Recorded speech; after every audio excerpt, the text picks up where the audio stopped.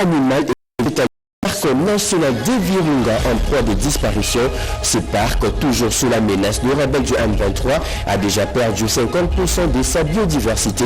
Le directeur général de l'ICCN sollicite l'appui des États d'Amérique pour sauvegarder ses patrimoines devenus. Le détail ici dans ce journal. Également au sommaire de 7h, 54 jeunes volontaires, tous des hommes, viennent de la vie civile, la vie militaire dans la province de l'Alabama. Ces nouvelles recrues ont quitté la ville de Konosi pour la ville de Kinshasa pour une série de formations militaires. Peu avant leur embarquement, ils ont reçu chacun un colis.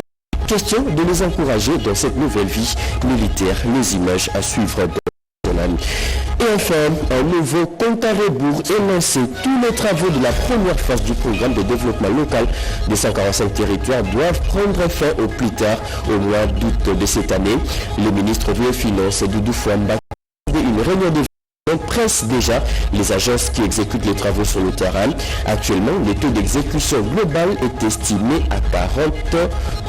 Voilà tout pour le titre. Mesdames et messieurs, une fois bienvenue à vous sur la radio-télévision nationale congolaise.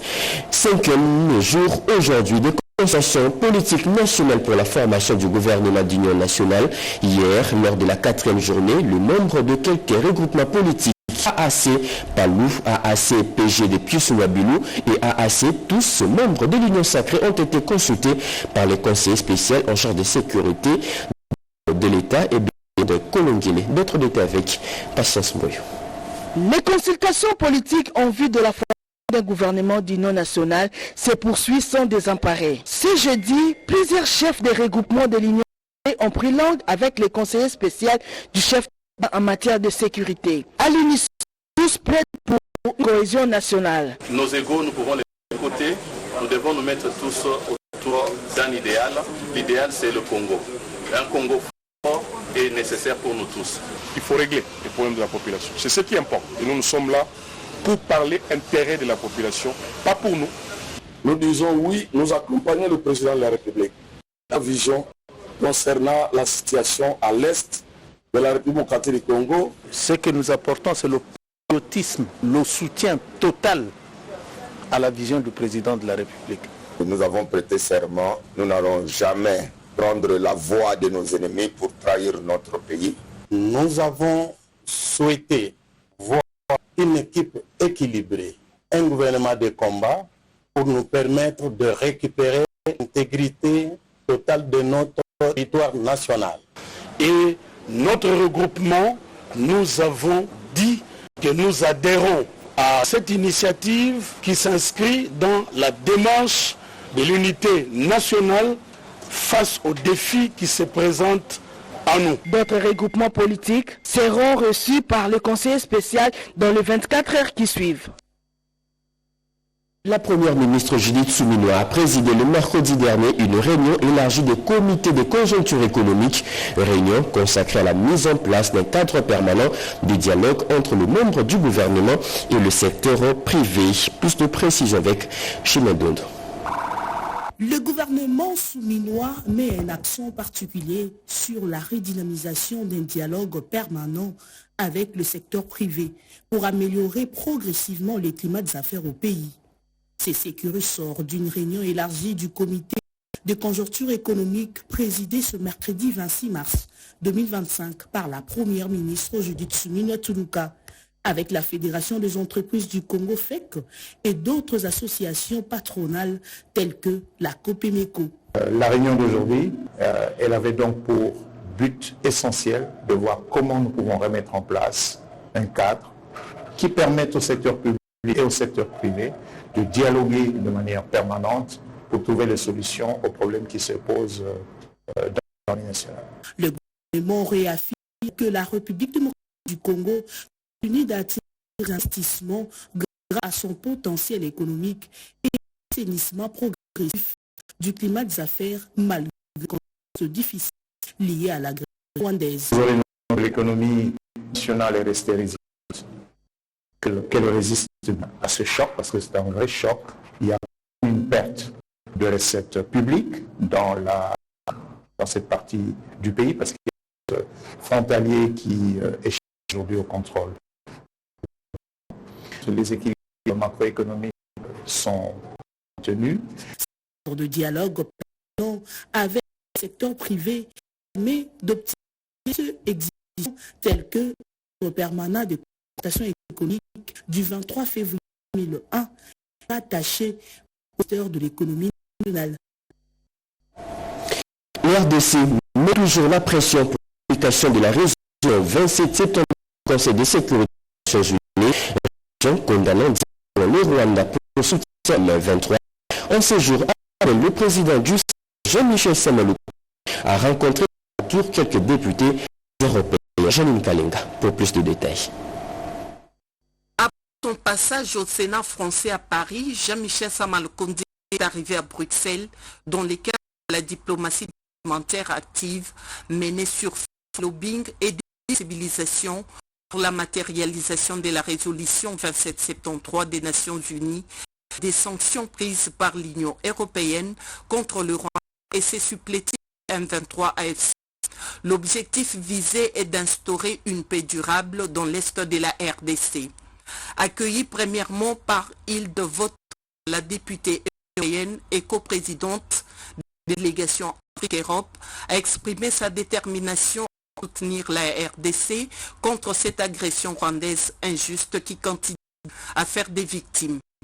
Cette agression a plongé la République démocratique du Congo dans une crise sécuritaire et humanitaire qui menace gravement sa stabilité politique et empire les conditions de vie de ces populations, particulièrement dans les provinces du Nord Kivu et du Sud Kivu, massacrées en masse et pillées à souhait par des troupes de la force de défense du Rwanda, les RDF, et ses supplétifs du M23. Samalou-Kondé a rappelé aux élus belges et députés européens membres de cette commission que l'application de la résolution 2773 ainsi que des sanctions de l'Union européenne contre le Rwanda et ses supplétifs du M23 devraient être de mise pour permettre une issue pacifique à la guerre et à l'insécurité dans l'est de la RDC. Cette visite de travail procède de la diplomatie parlementaire et participe à l'effort commun des institutions de la République démocratique du Congo, en particulier de son Excellence, Monsieur le Président de la République, Félix Antoine Tshisekedi Tshilombo, pour mobiliser les partenaires extérieurs en vue d'obtenir l'exécution de la résolution 2773 du Conseil de sécurité.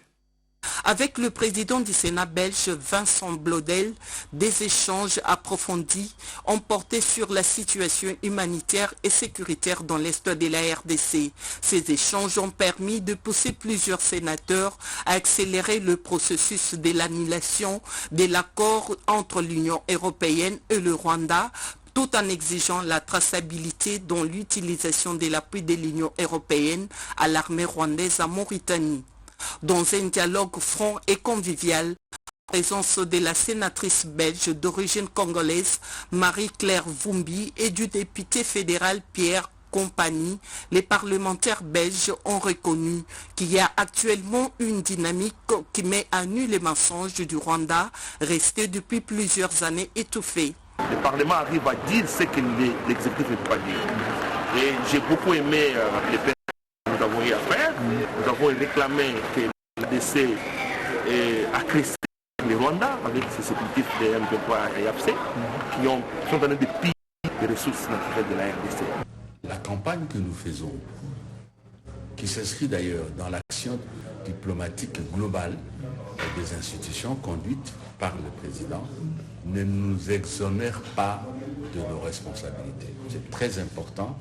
Non pas compter ou penser que la défense des intérêts de notre pays sera toujours assumée par l'étranger. On est très satisfait parce qu'on a mené le lobbying comme il faut. Le Sénat a rappelé ses homologues du Sénat, que ce soit de la République française, mais aussi du Royaume de la Belgique.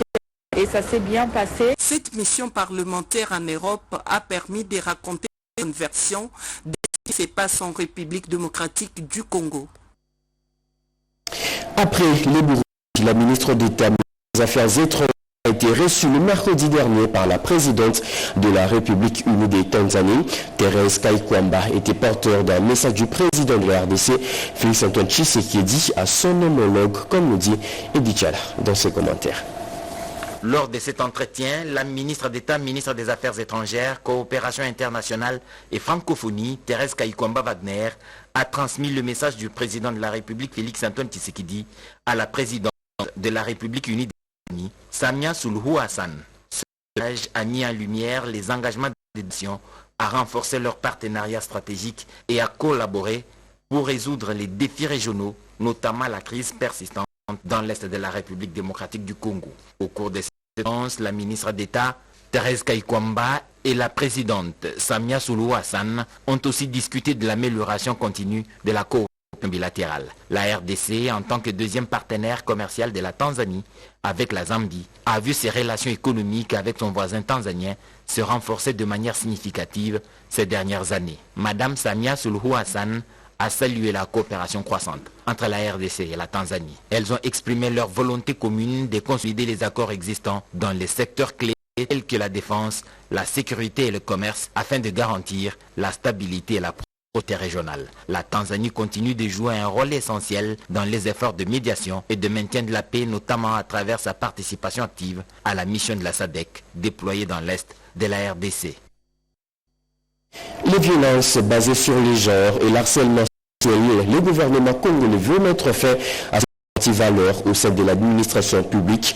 Un atelier de la nouvelle stratégie nationale de prévention vient d'être lancé à Kinshasa par le vice-premier ministre en charge de la fonction publique et Jean-Pierre Liao. Nadine Kiloch nous en parle.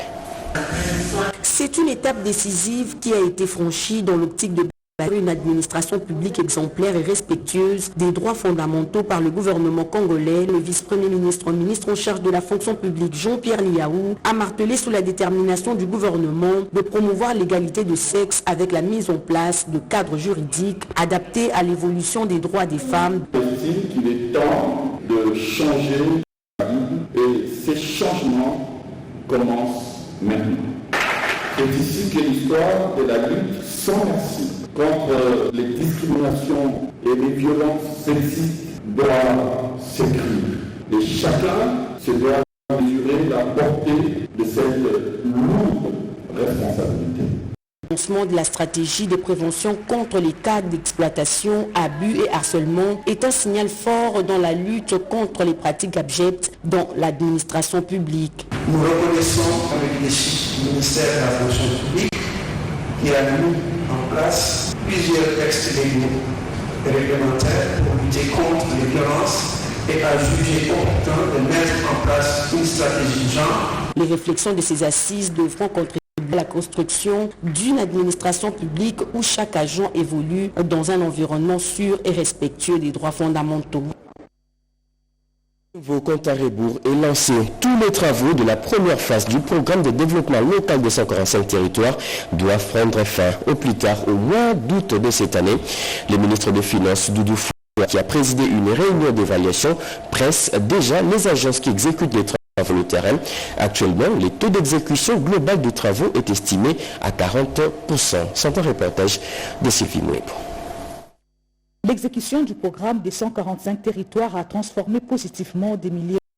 Les trois structures d'exécution, à savoir le PNUD, les BCECO et la cellule d'exécution des financements en faveur des États fragiles ont réalisé le projet des centres de santé, des écoles et autres.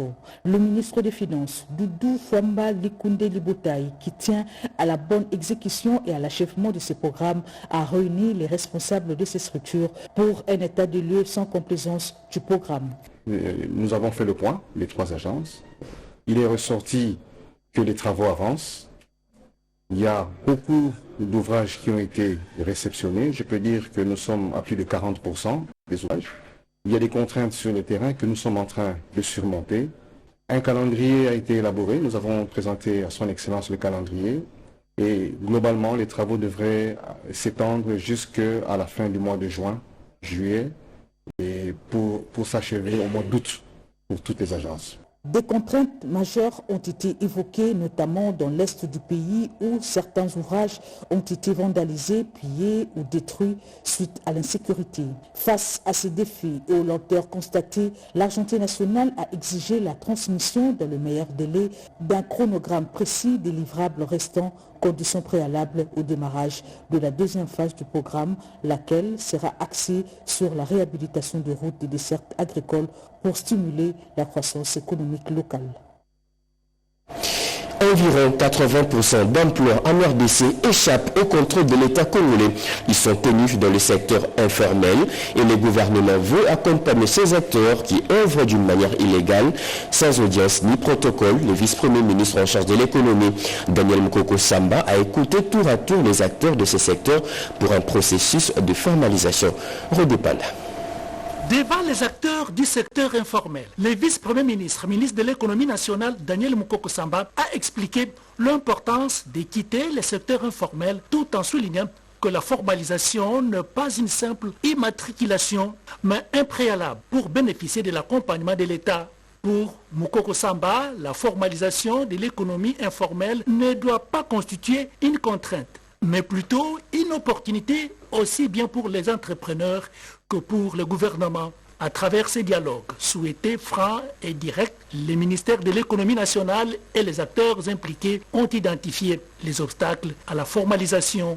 Les unités informelles doivent être traitées de manière spécifique au sein du guichet unique de création d'entreprise. Beaucoup d'entre vous avaient peur de solliciter les crédits bancaires, mais depuis plusieurs années, le gouvernement met en place des lignes de crédit qui sont octroyées par les bailleurs internationaux qui se retrouvent dans des banques commerciales. C'est donc l'accompagnement dans ces différentes démarches que nous voulons apporter. Cette initiative du gouvernement, en cours de matérialisation par les ministères de l'économie nationale, a été appropriée par les acteurs du secteur informel qui représentent plus de 80% des emplois en RDC. Les avantages de la formalisation, c'est être d'abord en règle avec l'État congolais pour que nous puissions devenir des entrepreneurs reconnus par l'État. La meilleure façon de créer les millionnaires que le chef de l'État veut, c'est à travers justement la formalisation de l'économie.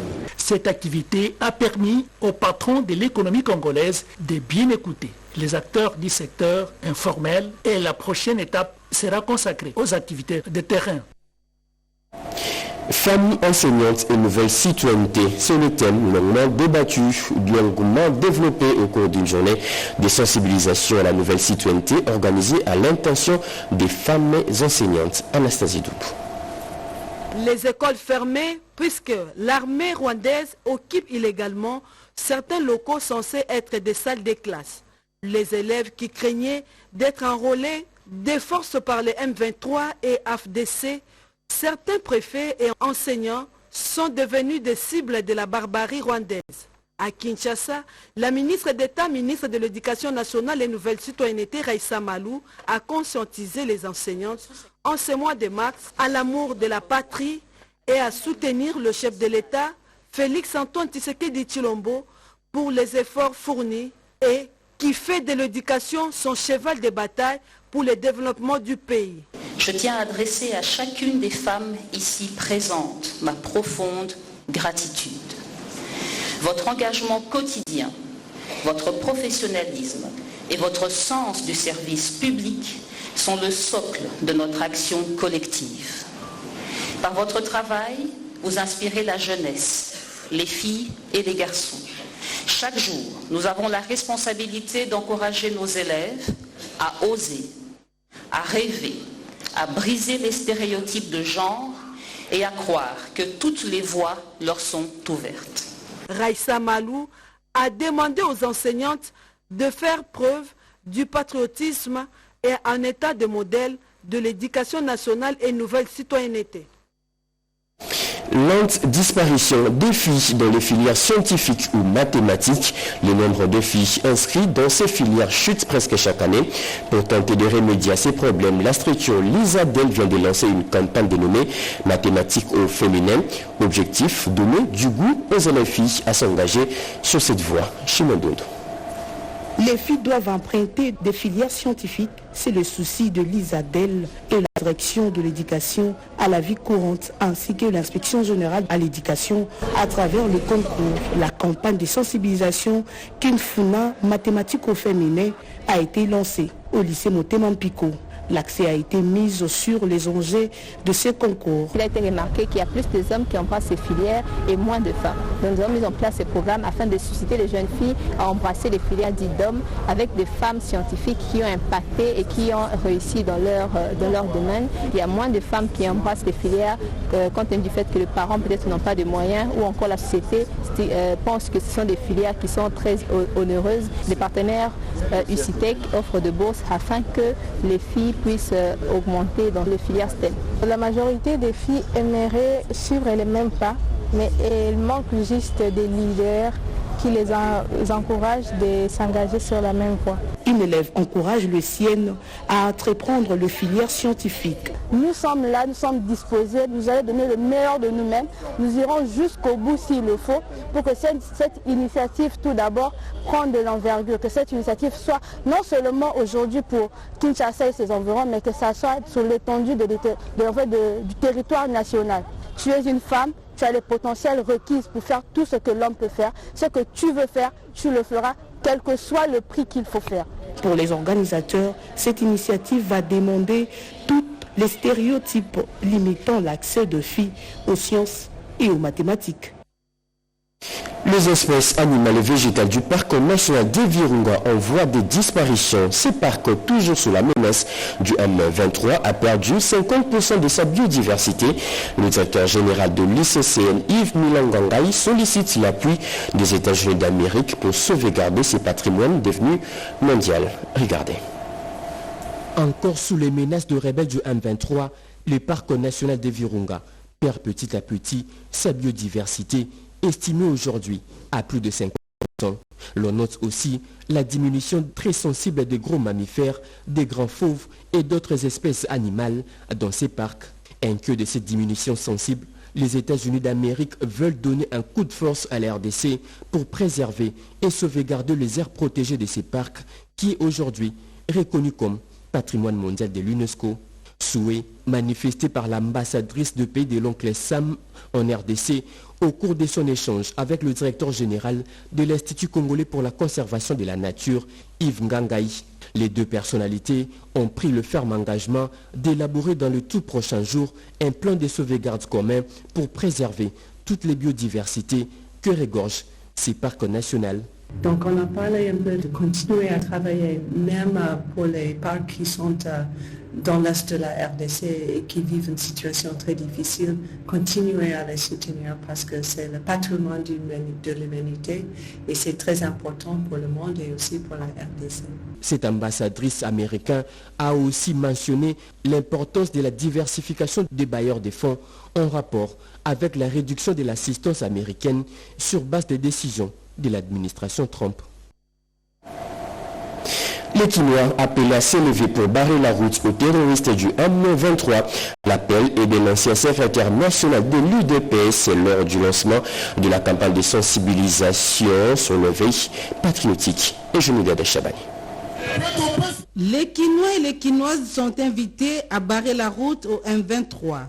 L'éveil patriotique est la seule arme efficace pour combattre l'agression rwandaise avec ses supplétifs les M23. Cet appel de Raphaël Kapambou, secrétaire national honoraire de l'UDPS et président du Front populaire pour la défense de la patrie, était fait à l'ouverture de la campagne de sensibilisation de la population kinoise sur l'éveil patriotique. À son message au terrain Chopo de Matete, Raphaël Kapambou a exhorté les Kinois à soutenir le chef de l'État qui, à travers une diplomatie agissante, défend les intérêts et la souveraineté de la République démocratique du Congo. Il a souligné qu'à l'est du pays, les FRDC et les Ouazalendou se battent avec bravoure pour l'intégrité territoriale. Les Kinois sont appelés à les prêter main forte avec l'effort de guerre et à éviter toute trahison. Le pays est en danger et notre part à nous aujourd'hui Congolais, c'est de combattre les antivaleurs. Nous sommes champions en corruption. Le tribalisme qui est en nous, nous devons le combattre. C'est ça la guerre que nous devons commencer par gagner. Si nous gagnons cette guerre devant l'Éternel des armées, nous aurons gagné une grande guerre. Et en ce moment-là, un étranger ne peut pas venir pour envahir notre pays. Raphaël Kapambou, le pionnier de l'UDPS, a l'ambition d'implanter les fronts pour la défense de la patrie dans toutes les 26 provinces du pays. Des pannes et autres biens remis aux femmes handicapées dans le cadre de la clôture du mois de mars, un don de la Fondation Kamba. Plus de précisions avec Anastasie Toub. Dans un geste de solidarité et d'inclusion aux femmes vulnérables et aveugles, les opérateurs économiques ont voulu partager leur expérience personnelle et discuter les défis que les femmes doivent relever pour surmonter les barrières. Et des stratégies ont été envisagées pour promouvoir l'égalité genre. Cette initiative de solidarité a été saluée par cette catégorie de femmes qui ont exprimé leur gratitude au regard de ce geste posé. Le président de cette structure a réaffirmé son soutien au chef de l'État et aux victimes d'agressions rwandaises. Les mamans invalides sont un peu abandonnées, délaissées. C'est pour cela que nous avons choisi notre fondation, Fondation Kamba, donner à nos mamans dans le cadre des mois de la femme. On est là derrière les chefs de l'État par rapport à l'agression au soutien des chefs de l'État.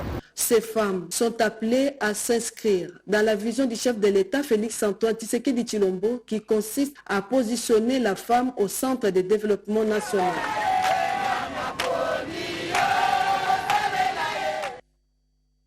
Et puis, ces chiffres, 354, c'est le nombre de jeunes volontaires, tous hommes, qui viennent de quitter la vie civile pour la vie militaire de la province du Lualaba. Ces nouvelles recrues ont quitté la ville de Kolwezi pour une formation militaire à Kinshasa. Peu avant leur embarquement, ils ont reçu chacun un colis. Yolande Voka nous en parle.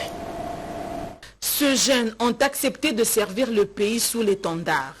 Peu avant leur embarquement au centre d'instruction, ils se sont réunis à la place de la poste de Kolwezi pour une causerie morale avec la représentante du commandant suprême. La gouverneure de province, Fifi Masuka Saini, leur a exhorté à la discipline et les a encouragés à se battre jusqu'au sacrifice suprême et les a bénis de saluer leur engagement patriotique et leur courage. Mungu alitendeshe. Mungu anifikishe kule mkoenda kwa masomo. Mungu anisaidie muweze kule mkoenda kesho mkwe bakomanda na nini. Mapendo ya mama, ya baba, ya batoto bote banduku bote banwanaba bananipatia hayo. Ces recrues ont dit leur détermination à défendre la patrie avec loyauté et courage. Chacun a eu droit à un colis pour leur premier pas dans la vie militaire. Les peuples autochtones sont aussi parmi les victimes de l'agression rwandaise dans l'est de la RDC. À Kinshasa, une représentation de ce peuple vient d'élaborer un mémorandum dans lequel ils exigent le retour rapide de la paix. Redépenda. Depuis plus de 3 décennies d'insécurité dans l'est de la RDC, plusieurs millions de morts ont été enregistrés et la population est restée en détresse. Les jeunes filles violées, les enfants orphelins, une situation humaine indescriptible. Vivant dans une situation humanitaire indescriptible. Comme si cela ne suffisait pas, les pays agresseurs, le Rwanda avec ses supplétifs du M23 AFC, se sont emparés des villes et villages, notamment Goma dans le nord Kivu et Bukavu au sud Kivu, causant des atrocités avec des dégâts matériels importants. À la suite de ces exactions, les femmes autochtones et communautés locales pour le développement durable et participatif FACID ont adressé un mémorandum en faveur de ses compatriotes victimes de cette guerre d'agression, appelant ainsi les autorités compétentes à prendre des dispositions utiles pour le rétablissement de la paix. Le leitmotiv, c'est les cris de la femme de l'Est, les cris de l'enfant de l'Est, les cris de la communauté locale et les cris des peuples autochtones suite à l'insécurité. C'est pourquoi nous disons qu'il faut qu'il y ait la paix. Si on retrouve la paix, on saura qui est survivant, qui est mort, dans quelles conditions, ou bien qui est porté disparu. À l'issue de cette rencontre, Des recommandations ont été formulées à tout le niveau, au gouvernement pour la restauration de la paix, au Parlement congolais d'activer la diplomatie parlementaire, à la MONUSCO de poursuivre avec ses interventions en faveur des populations civiles. C'est dans ce sens que FACID se propose d'apporter une petite assistance à ces ONG des femmes et des enfants afin de leur permettre, tant soit peu, de retrouver les sourires, même d'un jour. Tous les Congolais devraient donc y emboîter les pas. Lancé en 2023, les programmes de la gratuité de la maternité continuent de s'étendre dans plusieurs provinces. 2 ans après, qu'est-ce qui est déjà fait sur le terrain et qu'est-ce qui reste à faire? Des interrogations qui ont fait débat au cours d'une conférence animée par la directrice générale adjointe du Fonds de promotion de la santé, Claudine Chida, au Musée national. Regardez. Un silence absolu dans l'auditoire. Toutes les attentions sont tournées vers l'oratrice du jour. La directrice générale adjointe du Fonds de promotion de la santé, professeure Claudine Chimanga, présente toutes les actions déjà entreprises par sa structure pour promouvoir le vaste programme du chef de l'État de la gratuité de la maternité. Lancé en 2023, ces projets de la gratuité de la maternité est déjà effectif dans la province du Kassai oriental, Kinshasa et Congo central. Pour la réussite de ces programmes, les hôpitaux ont déjà reçu des matériels nécessaires et médicaments pour une meilleure prise en charge gratuite des femmes enceintes et des nouveau-nés, a précisé la directrice générale adjointe du FPS. Le FPS a été invité à présenter ses actions dans le cadre du programme phare du chef de l'État.